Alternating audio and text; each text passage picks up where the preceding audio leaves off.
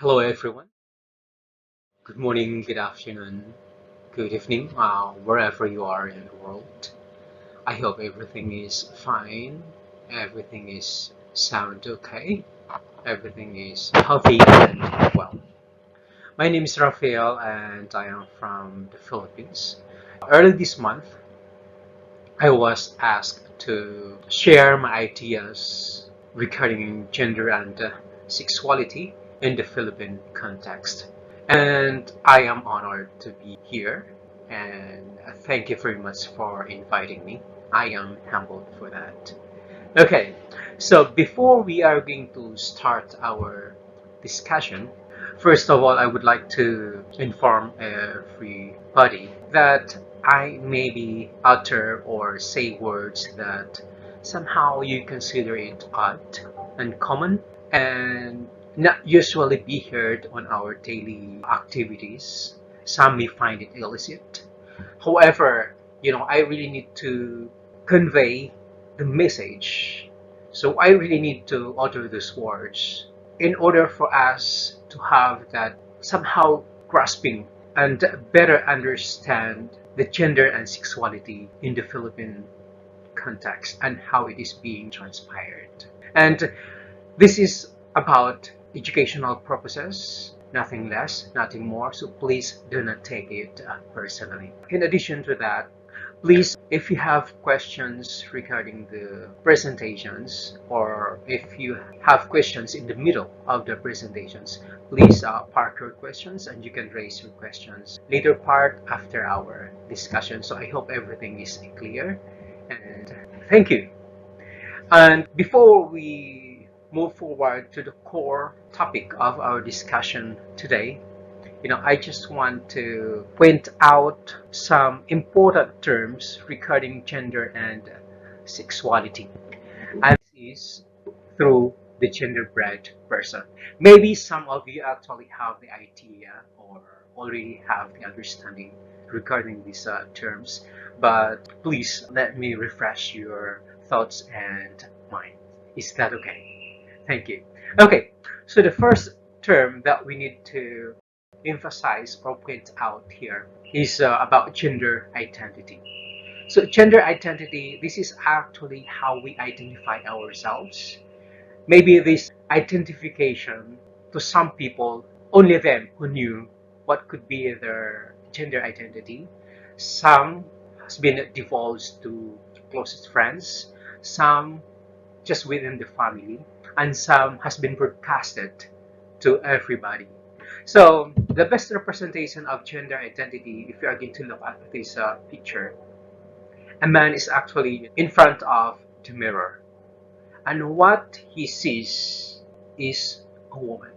So it means that in this picture, the man actually identify himself as a woman. But there are people as well. They have these difficulties of identifying themselves. Somehow they cannot place themselves as a man. Sometimes they cannot place themselves as a woman. So we call them as genderqueer. Okay, so the next term that we need to point out here is sexual orientation. So sexual orientation is about the attraction to another person. This is pertaining to sexual attraction. So if you are sexually attracted to opposite sex, it means that you are heterosexual. If you're attracted to the same sex, it means that you are actually homosexual. Both sexes, it means you are bisexual. And that picture actually implies on what I was explaining. Okay, so the next term is biological sex. It means that it is part of our body and we are born with it. So if you are a male, you have a distinctive reproductive system compared to female. So male reproductive system, to name a few, composed of testis, penis, you must have a prostate gland, just to name a few. If you're a woman, so it means that you have uterus, you have fallopian tube, you have vagina. So those reproductive system actually distinctively separate women or male from female. But there are other people who are actually born with combination of these two reproductive systems, and we call them intersex. Okay, so the next term that I need to emphasize today is gender expression. So it means that this is actually how you express yourself, and this can be seen by other people. So this can be through our appearance, or the way how we dress, the way how we behave, and the way how we act in front of other people. I just want to emphasize as well here that there are some people that they are actually born with biologically male, but then when they express themselves, they are feminine. But it does not equate to the idea that person is a gay. So we have to be very careful when labeling or judging people according to their expression, because somehow you're actually violating the rights. So wait until that person confirm to you what could be his or her gender identity. That is the time that you can tell that that person is straight, that person is gay, that person is lesbian, or to name a few. So those are the terms that I really need to emphasize before we proceed to the core discussion or presentation that we have today. I tried to squeeze everything into a 20-minute talk, but then I will try my best to do that. And maybe I only have 15 minutes left. Okay. This is now the gender and sexuality in the Philippine context. Okay, I actually divided this topic into four parts: pre-colonization, during colonization, post-colonization, and of course, the present. So that we can have that full grasp of understanding of gender and sexuality, how it is being transpired in the Philippines, we really need to backtrack the history so that we can have the full understanding of the present. So, during pre-colonization, fluidity of gender and sexuality existed in the Philippines. It means that gender was not conforming with sexuality. So, for example, biologically you are born as male. You do not have to act like a man that we define man today. Okay, so I hope you so it's not conforming with sexuality. And Filipinos during this time can actually change sexual preferences over time and in different situations with no judgment or no label at all. And they may shift back and forth along with sexuality spectrum throughout their lives. What was the role of the women during the pre-colonial period? Women actually enjoyed similar status as men. It means that women at that time can kick ass. They were actually priestesses. They were actually matriarchs. They can divorce their husband anytime they want. And they can head or lead a village. They can be next in line to an heir of a certain position in the society. They can accumulate wealth. They can acquire wealth. They can be a warrior. They can be a ruler. And during this time, if you are going to disrespect women, it has a negative connotation to you directly within the society. So you will be, labeled negatively in the society. So because of the status of women, similar to men, cross-gender and transvestism were actually, cultural by that time. It was exemplified by the people called Babaylan. Babaylan is a Tagalog term, means shamans. They were actually focusing on spiritual functionary within the ethnic group or the society. And usually they were female. Why? Because femininity during that time was considered as the vehicle to the spirit world. So if you are a man and then you want to practice being a shaman, you have to dress like a woman and you need to pretend that you are a woman so that the spirit would listen to your prayers. And different studies has been conducted, historian has been consulted as well. There were male shamans. Male shamans that considered as a femme. They were married to men and had sexual relationships at that time. The shamans or babayans were accepted and revered in the society. Why? Because they were very influential.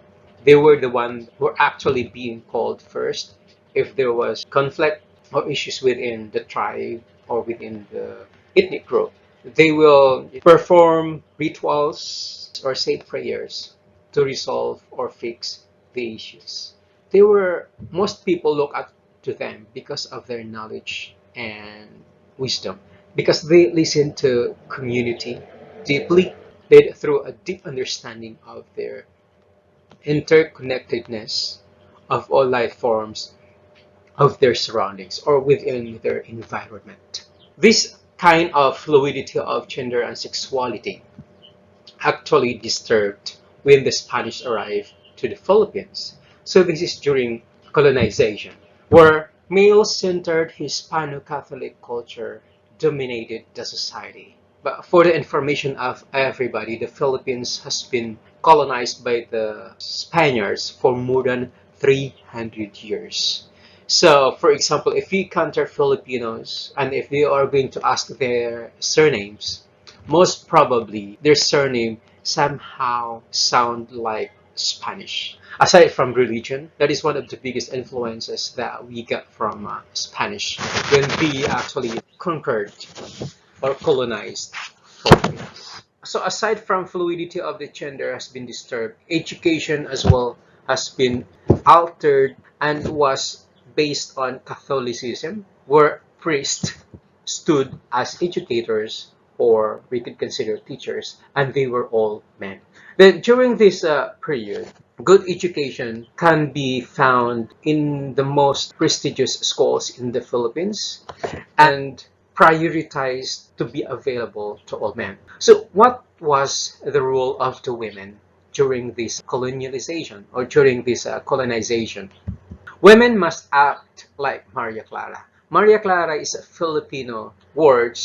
This was actually an ideal woman dictated by the Spaniards.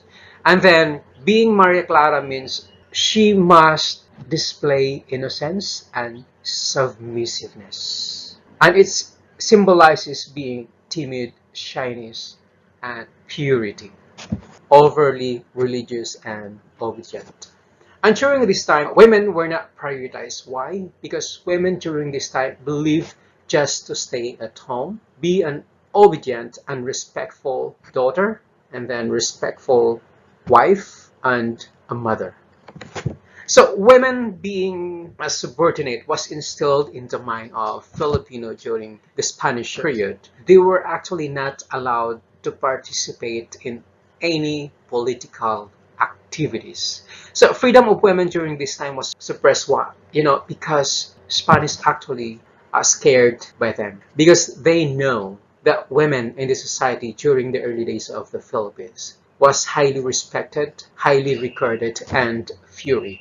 So if you are going to colonize, I'm giving you the idea, if you are going to colonize certain people, a group of people, or a place, you need to target first the most influential person on that group.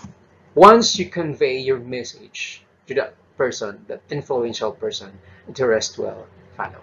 So in this time, what happened to the Babaylan? They disappeared. Why? Because when the Spaniard came to the Philippines for the quest of gold, God, and glory, it was the shaman or the Babaylan found actually themselves in the front line to protect their faith and religion, or what you call the God part.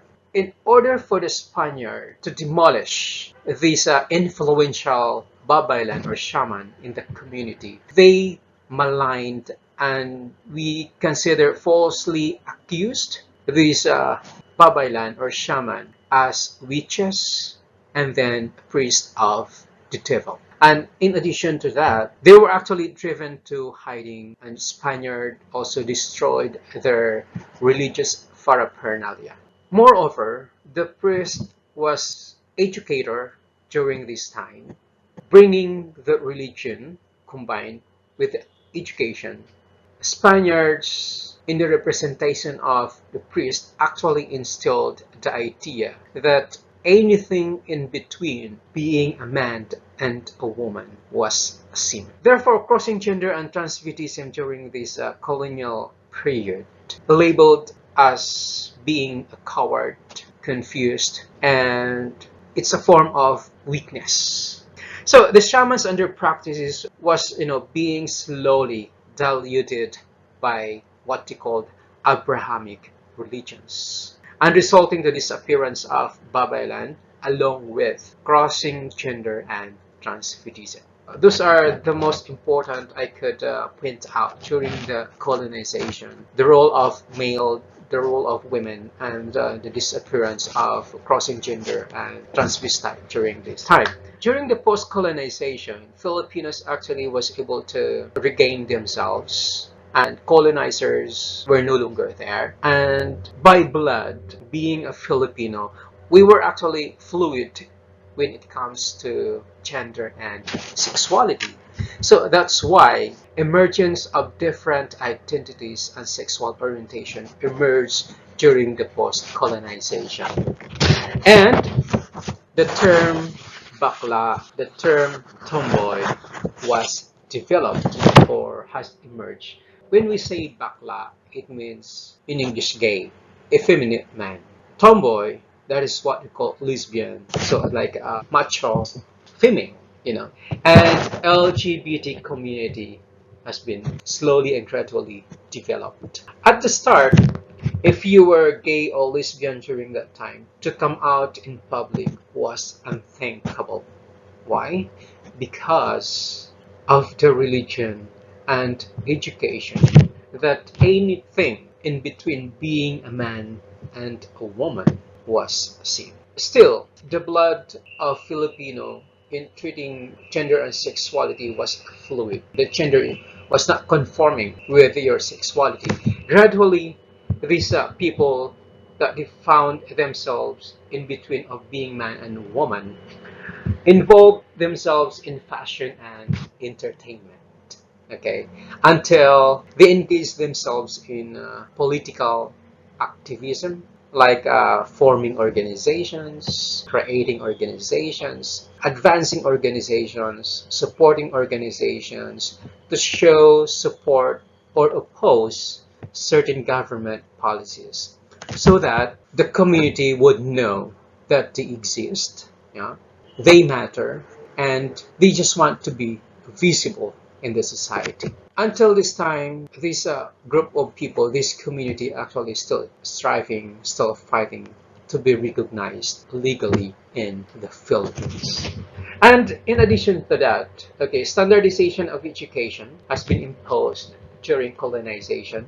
This actually brought the awareness and consciousness of the Filipino people that men and women were not the only basis of gender and sexuality. So it slowly awakened the mind of the Filipino. And also came the recognition of women's contribution in nation building.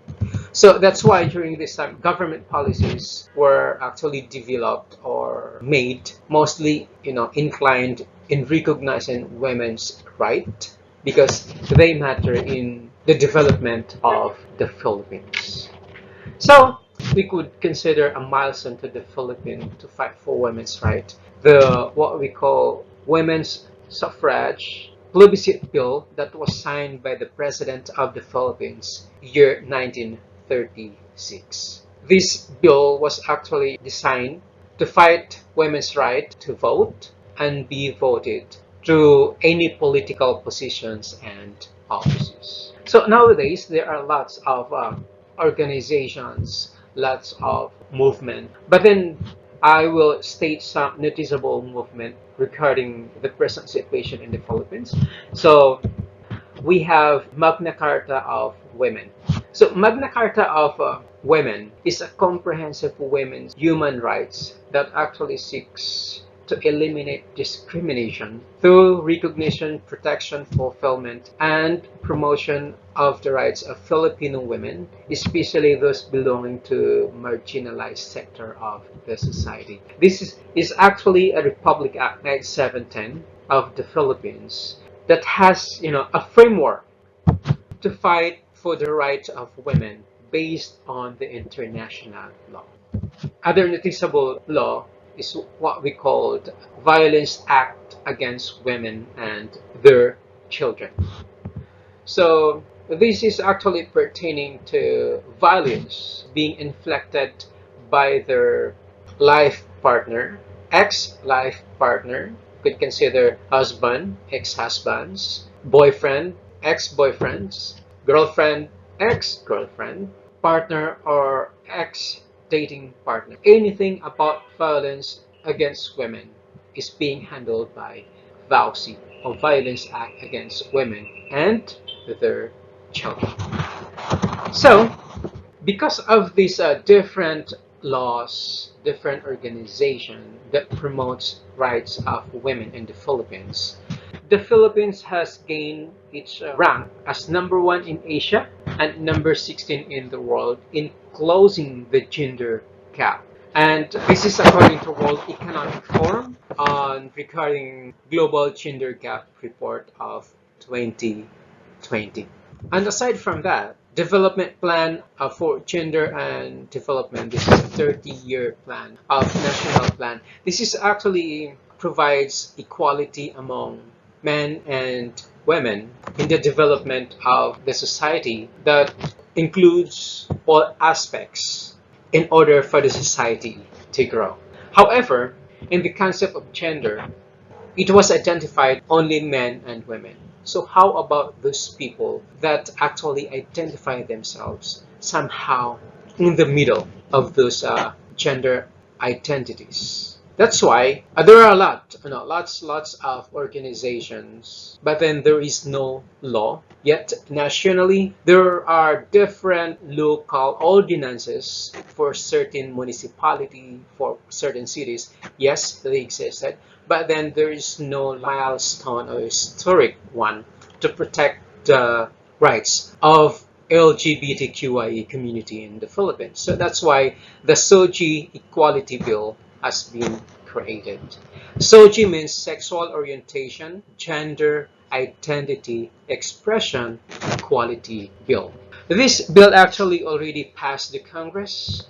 Senate interpellation, or discussion we would say, in layman's term, is actually ongoing. So we do not know when this bill will be approved in the Senate, and we are actually crossing our fingers that it will be sooner than later. So Philippines still has that long way or long journey in reaching or celebrating fluid identities. And in closing gender gap, we are moving forward to the right direction, I am hoping. And hopefully that will be enjoyed by the next generation, or maybe in my time, I do not know yet. But still, we are actually fighting for the equality across the different genders and different community, like LGBTQIA+, lesbian, gay, bisexual, transgender, queer, intersex, then asexual, plus. And then the question is, which one of you is the alphabet person? That is, there are some people actually like, when that LGBTQIA letters B stop, okay, each letter actually something to do with community that they represent and very particular, but also comes with derogatory associations imposed by others, until these others will able to land on one letter that somehow they could understand who you are, who am I, and who we are. So at this moment, what I want from everybody, wherever part of the world, please show respect. Whatever gender, women, men, LGBTQIA+++. So it means that just respect the person. And the most important is please do not discriminate. Why? Because whatever color, you may be, whatever letter you may be, you are valid. You do matter. You are loved. And we are all valid because we are human beings. Thank you and have a good day.